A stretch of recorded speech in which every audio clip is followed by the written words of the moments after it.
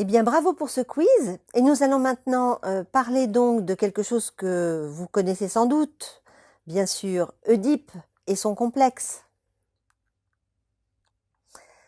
Alors, nous arrivons à l'âge de 5 ans. Qu'est-ce que le conflit oedipien? Alors, il s'appuie d'abord sur le mythe d'Oedipe dans la théorie freudienne. Alors, il va s'organiser très simplement, pour être simple dans cette explication, autour du père, de la mère, dans les sociétés construites sur le modèle de la famille nucléaire triangulaire. Ce qui fait que ce conflit oedipien, c'est vrai, s'inscrit surtout dans ce modèle de société. L'aboutissement du développement psychosexuel caractérise effectivement l'arrivée de ce conflit oedipien. Donc c'est un ensemble organisé, conflictuel, inconscient, d'affects, de représentations, de fantasmes, de souvenirs relatifs aux mouvements amoureux et hostiles envers les parents. Dans sa forme positive, le désir amoureux et sexuel pour le parent du sexe opposé, avec dans le même temps souvent une agressivité refoulée envers le parent du même sexe, et dans sa forme inversée, un amour pour le parent du même sexe et une haine pour le parent du sexe opposé. Tout cela, bien sûr, sur un plan inconscient. Mais si l'on observe l'enfant à cet âge-là, et ses préoccupations, et ses questions, et ses attitudes, eh bien, effectivement, nous retrouvons assez facilement ces formes positives ou inversées de l'Oedipe. Alors, quelques étapes historiques. C'est Freud qui, évidemment, a mis en évidence le complexe d'Oedipe. En 1900, il parle de l'Oedipe directement à travers la fonction du rêve.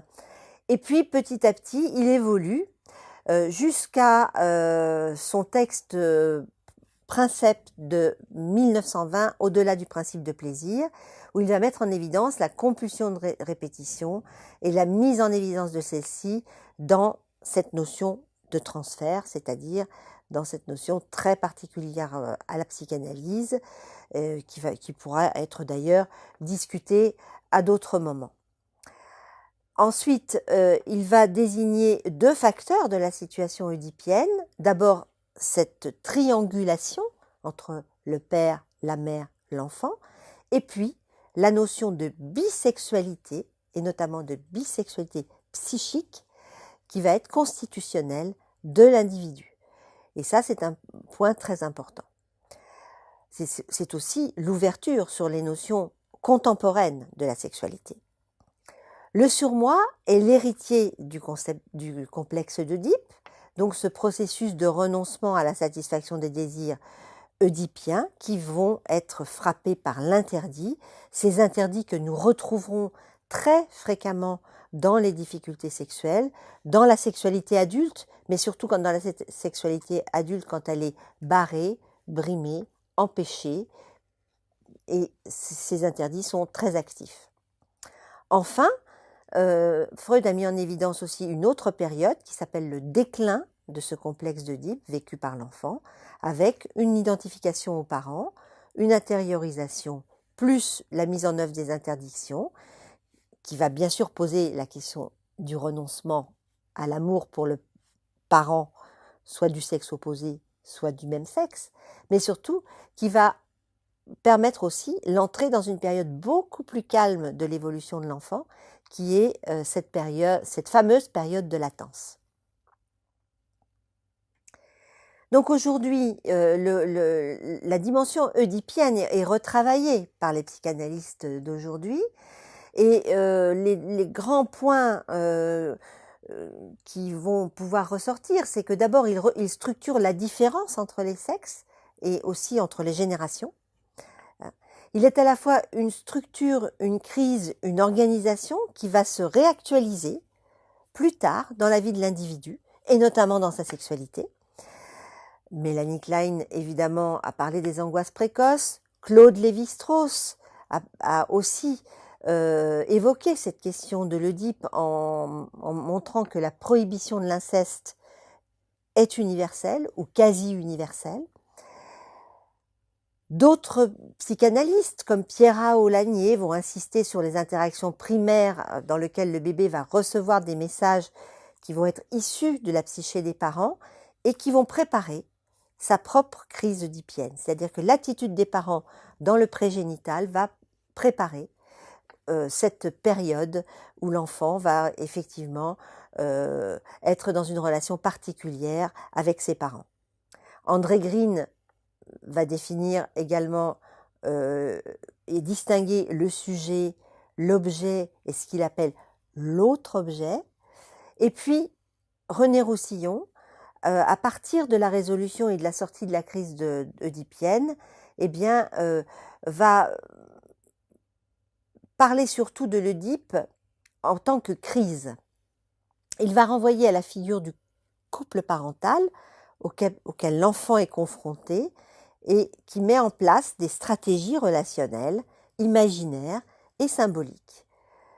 Par exemple, quelque chose que vous connaissez sans doute tous, l'enfant va chercher à se mettre au milieu du couple parental lorsque celui-ci se ressoude pour une conversation, voire pour un câlin, et puis il va essayer de séparer ses parents. Ou bien il va se rendre à un moment donné insupportable par son attitude. Eh bien voilà, donc tous ces éléments très inconscients chez l'enfant renvoient à cette structuration de l'Oedipe et surtout à cette position triangulaire. Donc cette période de latence, elle est à peu près entre 6 et 12 ans. Entre deux crises, celle de l'Oedipe qu'on vient de voir, et puis cette adolescence dont nous allons parler tout à l'heure. Alors elle est caractéristique aussi, cette période de latence, par une relative tranquillité, relative. Un refoulement souvent des préoccupations sexuelles qui sont beaucoup moins au premier plan, l'apparition de sentiments comme la pudeur, l'édification de digues morales, ce qui est bien, ce qui n'est pas bien, le dégoût. Donc une désexualisation et en même temps des préoccupations qui vont être liées à la masturbation, souvent dans un contexte culpabilisant, surtout si effectivement les parents prennent cette position culpabilisatrice. La naissance du roman familial qui va se mettre en place avec des rêveries diurnes conscientes. Par exemple, beaucoup d'enfants ont ce fantasme d'être un enfant trouvé. Donc il y a une mise en place aussi fantasmatique. Et puis la mise en jeu de la sublimation qui va détourner ces forces pulsionnelles vers des buts totalement différents. Par exemple, la curiosité culturelle, artistique, la recherche intellectuelle, les amis, le côté relationnel qui se développe beaucoup à cette époque-là, entre 6 et 12 ans. Et puis, les sentiments de tendresse vont prédominer sur la dimension érotique que nous avons vue très présente depuis la naissance. Enfin, l'enfant va s'approprier une position réflexive et donc sa capacité d'abstraction symbolique va se mettre en place. C'est la période des apprentissages sociaux, c'est la période aussi de l'autonomisation et de l'organisation extrafamiliale.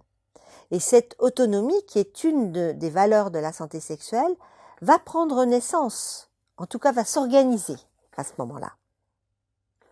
Alors, la grande question, est-ce que tout se rejoue à l'âge adulte? La dimension fantasmatique est un des organisateurs fondamentaux de la sexualité humaine. Nous parlons beaucoup de fantasmes dans la vie courante et dans le langage courant. Nous parlons là surtout de fantasmes inconscients qui vont jouer un rôle fondamental dans la sexualité de l'enfant, mais aussi celui de l'adulte, et qui va concerner l'origine du sujet, sa sexualité, mais surtout la structuration de son désir. Et peuvent apparaître alors sous forme consciente de rêveries diurnes, les fantasmes, mais aussi inconscientes dans le rêve nocturne. Évidemment, il y a ce fameux fantasme de la scène primitive qui va concerner les rapports sexuels entre les parents et qui reparaît souvent à l'âge adulte avec cette difficulté de se représenter cette sexualité parentale. Les fantasmes de castration, nous en avons parlé tout à l'heure, avec l'angoisse et la menace qui va être liée au franchissement des limites. Et puis aussi, un autre fantasme, celui de séduction, qui va toujours tenter de mettre en articulation cette sexualité infantile et puis la sexualité adulte. Et nous retrouvons ces fantasmes de séduction souvent très actifs dans la sexualité adulte. Et quand le fantasme de séduction est très présent et très proactif à l'âge adulte, eh bien, ça peut aussi bloquer le développement de la maturité sexuelle, puisque ce sont souvent des personnes qui restent uniquement bloquées sur cette dimension séductrice et ne peuvent pas vraiment installer une sexualité de relation dans le long terme. Et puis, nous pouvons aussi citer ce mythe de l'enfant intérieur et du fripon divin. C'est Jung qui a mis en évidence cette figure du fripon divin qui est tout à fait passionnante puisque c'est à la fois un personnage extrêmement vivant, qui est extrêmement aussi sexuel, mais en même temps qui intègre toute la dimension spirituelle de la sexualité. Alors nous avons vu que à travers cette méthode freudienne, cette lecture psychanalytique de la sexualité infantile, eh bien nous sommes face à une sexualité qui se construit. Il y a aussi des critiques, bien sûr, de ces théories. Et nous allons voir quelles sont ces critiques. Notre connaissance de la sexualité de l'enfant, ne serait-ce que par l'observation clinique, doit se dégager de cette fixité de la théorie, mais va rester une grille de lecture et une trame pour la sexualité adulte. Alors, elle va être intéressante à partir du moment où on intègre l'importance de l'altérité, donc de la relation. Elle va être utile quand on se dégage évidemment de la vision phallocentrique de Freud, et notamment dans ce qui concerne la sexualité féminine, puisque nous sommes totalement sortis de cette vision freudienne complètement archaïque de la sexualité féminine.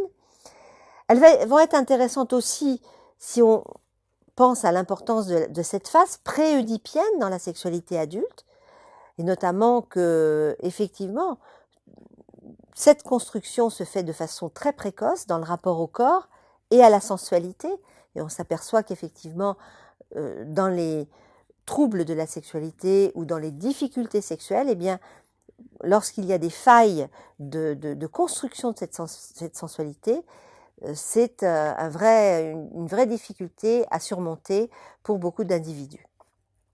Et puis, la mise en évidence des points de fixation qui vont être parfois la source de pathologies sexuelles, mais aussi de paraphilie. Alors, quelle va être l'influence de la sexualité de l'enfant sur la sexualité adulte? Alors, on peut dire que déjà la sexualité adulte est le résultat d'une construction à la fois consciente dans la transmission parent-enfant, parents au sens large, c'est-à-dire parents et environnement, qu'elle va être liée à l'éducation et à l'information, où la place de la parole va être primordiale, qu'elle va être liée aussi aux différentes étapes de l'évolution infantile qui vont être plus ou moins bien intégrées, plus ou moins bien dépassées, qu'elle va être liée aussi aux expériences vécues, et notamment au trauma, évidemment, au traumatisme, qui peuvent jalonner la vie d'un enfant, et aussi le lien très important à la construction de l'image du corps, à l'intégration progressive des sensations corporelles, qui vont faire ensuite le lit de la sensualité, de l'érotisation du corps et de la sexualité. Quels sont donc les symptômes sexuels que l'on pourra retrouver à l'âge adulte lorsqu'il y aura eu des fixations, des régressions, des failles, des difficultés de construction? Eh bien, chez la femme, nous allons retrouver des symptômes comme le vaginisme, très fréquent, beaucoup plus fréquent qu'on ne pense, c'est-à-dire une impossibilité d'avoir un rapport sexuel par une hypercontraction involontaire des muscles du vagin, des anorgasmies, des difficultés d'orgasme d'accessibilité au plaisir, des douleurs à la pénétration, des douleurs au rapport sexuel, des troubles du désir et des troubles du plaisir. Chez l'homme, nous retrouverons des dysfonctions érectiles, surtout des dysfonctions érectiles secondaires, c'est-à-dire après un bon fonctionnement érectile, eh bien, cet homme a tout à coup une difficulté qui s'installe, qui va évidemment peut-être en lien aussi avec la physiologie et la biologie. Des problèmes d'éjaculation rapide, qui sont extrêmement fréquents, en particulier chez l'homme jeune, d'anéjaculation ou d'éjaculation retardée, mais aussi des troubles du désir de plus en plus fréquents chez l'homme et des troubles du plaisir. Les paraphilies, qui peuvent être aussi des déviances très invalidantes pour les individus et qui peuvent être aussi souvent très ancrées dans l'histoire du sujet, justement par fixation. Prenons par exemple le cas du fétichisme qui finalement réduit considérablement la dimension relationnelle et érotique de celui qui vit cette déviance ou cette paraphilie. Chacune de ces préoccupations, de ces difficultés, de ces plaintes ou de ces pathologies, suivant les degrés, peuvent avoir donc une origine dans la construction infantile de la sexualité. Ils peuvent être primaires ou secondaires. Primaires s'ils sont de tout temps, depuis le début de l'activité sexuelle, ou secondaires s'ils arrivent en cours de vie après une activité sexuelle et une fonctionnalité sexuelle correcte. Il convient donc de faire une évaluation de la construction de la sexualité, et ça c'est le rôle du sexologue, de faire cette évaluation à la fois bio, psycho, socio, environnementale de cette construction de la sexualité et de mesurer les impacts de celle-ci, de cette sexualité infantile, sur la sexualité adulte.